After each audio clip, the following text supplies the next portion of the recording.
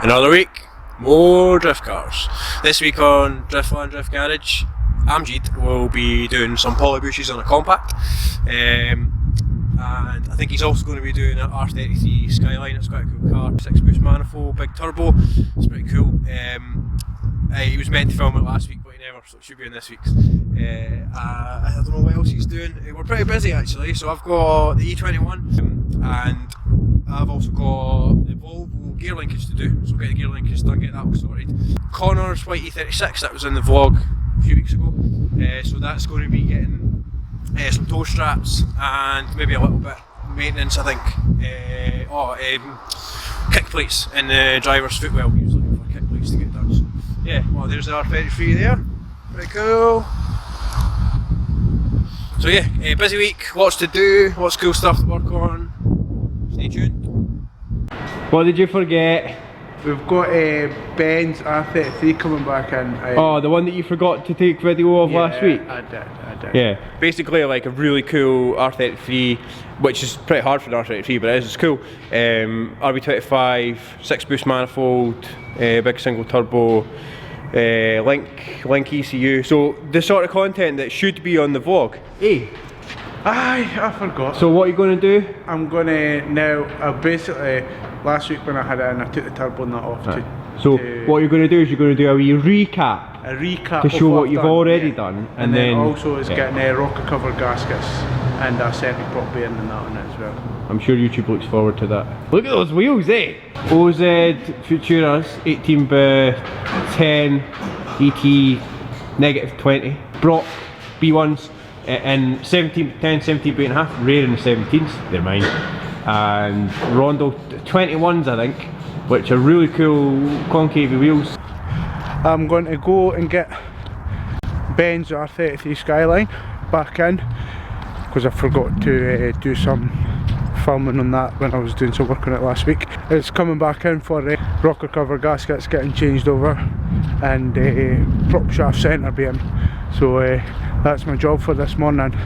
So for Ben's car, we're going to be doing the rocker cover gaskets as I mentioned earlier on. And another thing that a lot of people tend to forget is these rear half moon seals that go in the back of the rocker covers. They're prone for the oil leaks as well. Now while you're at it, it makes sense to replace the rubber washers that go on the bolts that holds it down. And Concept to do this nice wee kit. It comes with like rainbow coloured bolts, which I think is quite cool. Also a centre bearing for the prop shaft. So that's my next job for this one. Later. That's the rocker cover gaskets done. All the new hardware. You can see it's all nice and shiny. Gave the rocker covers a wee clean before they went on as well. I've another job ticked off the list. Previously I'd done some work to this, which I forgot to take some videos of, but I'll just give you a rough insight of what was done to it. So what I'd done was the wastegate was loose, tightened back up, and I've put some lock wire on it this time so the bolts didn't come undone. As you can see, the wire going along the end to end for the bolts. That will stop it from vibrating loose. Yeah, so the car's all done now, Ben's car. As you can see, quite a cool wee R33. Not really a fan of R33s, but this one's really nice. So my work's complete here. We'll get a final check, give it a test on the track, make sure everything's working as it should be. What you doing? What's happening? Wee bit of grits in repair. Oh, I see the problem. We've got a spreading machine that does the spread. This bit should be attached to this bit. Is that right? Yep. What are you going to do? Weld it? So in between doing the E21 and the Volvo, obviously got a couple of smaller jobs to do as well, one of them being a bit more work on Connor's E36. Basically, to make it Driftland compliant, it needs a rear tone strap, and as you can see here, there's not really anywhere to attach, properly anyway. Normally we would fit them to the rear bumper shock. We sort of drill a hole and then we cut a slot in the bumper, fits really nice, but we don't have that option here because there's no bumper shock to mount to. So I'm making a bracket. You see I've drilled the holes out here. Make a bracket that bolts on it here, bent this up, just really simple. And then I'm going to go ahead and weld a gusset in here so it doesn't bend when you get the toad out the gravel. So yeah, nice and simple, and then we'll get the Driftland toe strap fitted. These are actually really nice. We sell these in the shop, we sell them online. If you need toe straps you can buy them in the shop. So that's the bracket done. Toe strap on. We'll stick the bumper back on, and then when Connor gets stuck in the gravel, we can get him out. Almost forgot! While the car was in, Connor also had us make up a kick plate for the front footwell, which you can see in here. So there was actually one in the car, but it wasn't that great, it wasn't long enough. So I made this one out of some 3mm alloy, and then as you can see, got some nice punching flares in there, so that should stop his foot slipping, and mean he can do all the hard driving without his foot getting stuck. So we have here this afternoon is a new customer called Ross JJ. He's brought in his 350Z, which is in for a diff weld. As you can see, it's got a nice set of rear cans on it. So yeah, this is my next job. I'm going to get started on this right now. That's Ross's diff, stripped, cleaned and ready to get welded now. Managed to get the diff all welded up there, all nice and good. And there. The nissan ones are usually a bit more time consuming because there's a lot of holes to weld up in these ones. So what I'll do now is I'll get this all cleaned up, make sure there's no weld slags in there, clean up the facing, same with the backing plate, get it sealed up, get fresh oil in it, and get back on the car. So the plan for the vlog footage was that I just did a little clip about how easy this was going to be to take off and how it's all going to be great, and then I attempted to do a little time lapse of me removing it, and well, let's just say that the camera ran out of time lapse. So yeah, I had to make some changes, which I'll show you when I get this off. So I'm now going to attempt to demonstrate how easy it is, to remove this front lip. Other than that, the only other thing I've done, as you can see, is I've added this panel in. It's not quite finished, it's a little bit out of shape here. These will get riveted on. When they get riveted on, I'll be able to square it up, these edges finished and whatnot. And then other than that, I've added these holes into the bumper there, so we can get into the bolts that hold the frame together for the splitter. So we take the bolts through here, and then there's another bolt in here through the grill hole, and the same on the other side. So in theory, you should be able to take 2, 4, 5, 6, 7, 8, 9, 10, 12 bolts off, and then it should just slide out. Maybe. I haven't actually tried to take it off on the ground yet, so we'll see if it hits the ground before it comes out the car. 6.5 hours later. So, it's off, but as I thought, you do need to jack the car up a little bit to get it out because it sits in behind this lip. So I will jack the car up, take it off, show you how it mounts, and then put it back on. So, it does come off, as you can see. So yeah, I made this frame, I think I already took a shot of that. So the frame bolts into the car, these mounting points here, and here, and the same on the other side. So they pick up through here onto the cross member that we put in, and then through here, can't really see. If you look from underneath, you can see one half or one corner of the reinforcement bar where it bolts in.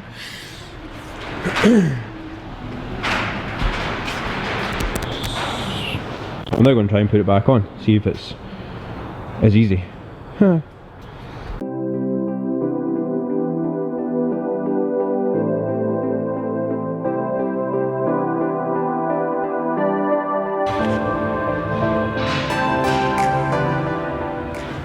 We have have here Craig Ferguson's nice wee Avis blue compact. I was in for an inspection and we found a few things that was needing replaced immediately due to just wear and tear.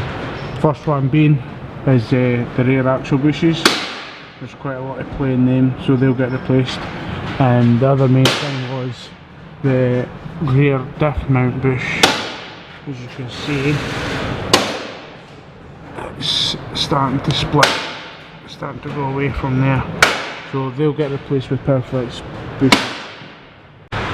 So I managed to get the bushes burnt out on Craig Ferguson's rear axle. As you can see, this one's all cleaned up, ready to accept a new one. I'll show you this one, which I've already fitted. Now it's a 2-part bush. The first part's already in there with the metal sleeve. This part here goes on top like that, and then that'll go up and into the car.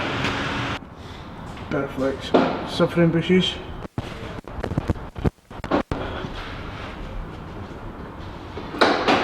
Sweet. And the diff bush. Cool. Absolutely nothing for the keeper, so that's going to be interesting. I am not particularly looking forward to that job, but I'll get it done. Right. So this is what... Shut up, Lee Poo! That's my mate, Lee Smart, making loads of noise, made him a shot, good pal. Anyway, so I made template. I know what you're thinking, it's a bit crude. It's a bit crude, but I think it's going to work. This was actually Stu's idea, so if it doesn't work, Stu's fault. So as you can see, to quote Amjid, made the template up with just loads of layers of tape, and then I've cut it down to, got some reference points here which I've transferred onto the other door, and then I've drawn around the outlines of, cause these holes are actually countersunk in the door, so I've drawn around the outline of the countersink, and then I've put a centre point in there. So what I'll do is, once I've transferred this to the door, marked it out, I'll mark the centres onto the door, and then I will take measurements off of this door, make sure I get the pitch of these in a position right, take some measurements off the door just to check that it's in the right place, and then draw all this out, and then hopefully the mechanism will fit like a glove. So we'll see how it goes. First of all, I've got to try and peel this off without ruining it, so yeah, see what happens. Yeah, once I've done that, I'll need to cut something similar to this out the back of the door, so we can get access in here. And then the only other area of difficulty at the moment is that this little guy here in the factory door has a little groove that it sits in like this. You can see that. So obviously on the fiberglass door I don't have this little bracket. So a couple options. I think we're going to need to bond either this or a bracket like this to hold this onto the door, because this holds the handle mechanism, which is here, holds this handle mechanism onto the car through these holes, these ones here and here. We'll see how that goes. I'm reasonably confident that this is going to work. Like I said, if it's not, then it's Stu's fault. Right. The templates worked really well. So got the holes in the door and offered up all the mechanisms and whatnot. And the main area of difficulty is how to attach the handle, because it uses this little piece here, which actually slots into the steel door. So I have to try and come up with a way of fastening this mechanism into the car. So the way it works is sits on the door this way, and this bit, these two little tabs here and here, they are where the handle bolts on. So the handle bolts on here, and then you will lift the door handle this way, which will open the door. So yeah, I need to try and work out how to fasten this, and then see how it all fits. So I've actually I already did on the driver's side one. So just show you a couple of things I've had to do. So first thing you'll notice is the two holes here. So because I need to bond this section, the one with the studs and nuts that hold the handle in, I need to bond that to the door. Because it's a fiberglass door, and just due to the design of the door, there's not really any way to clamp it to bond it on. So I worked out where these holes need to be drilled through both the door and the handle. So I'm going to screw this whole mechanism onto the inside of the door, and then once the bond goes off, I'll then be able to unbolt it from the two 10mm here and here, and then that will make it so that, you know, the handle's still serviceable should anyone need to fix it or take it off or whatever. And it also gives me a little bit of adjustment because these holes are actually slotted, so we can adjust it around to get it in position. I then realised that the angle that the handle was sitting, so the handle bolts on here onto these two little bits, the angle that the handle was sitting was actually kicking up off the door, so the fit of the handle was really poor. So then I had to heat these brackets here. You can kind of see where the heat's been. So I heated these up and then bent them round a bit to correct the angle of the handle. So I've now got the handle all working pretty good. So I just need to do the same to this mechanism, and then get this fitted to the passenger door, and then it should all work. Get all this done, get it fitted, and then just need to get the door fit really good, make sure the gaps are nice, and then we'll have some working doors.